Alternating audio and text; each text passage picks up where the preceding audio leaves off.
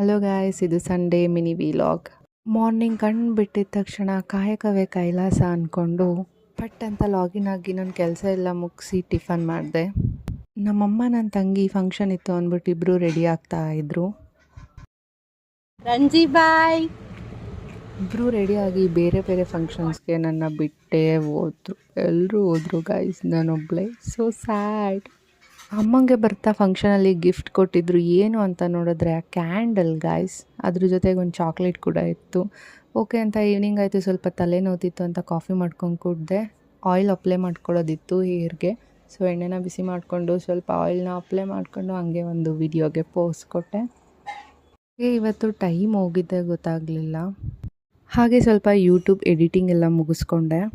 Dinner time ಆಯಿತು ಅಂತ ಊಟ ಕೂಡ ಮುಗಿಸ್ದೆ. ಇದಾಗಿತ್ತು ನನ್ನ ಈ ದಿನದ ಬ್ಲಾಗ್. ನೆಕ್ಸ್ಟ್ ಬ್ಲಾಗಲ್ಲಿ ಸಿಗ್ತೀನಿ. ಅಲ್ಲಿವರೆಗೂ ಟೇಕ್ ಕೇರ್, ಬಾಯ್.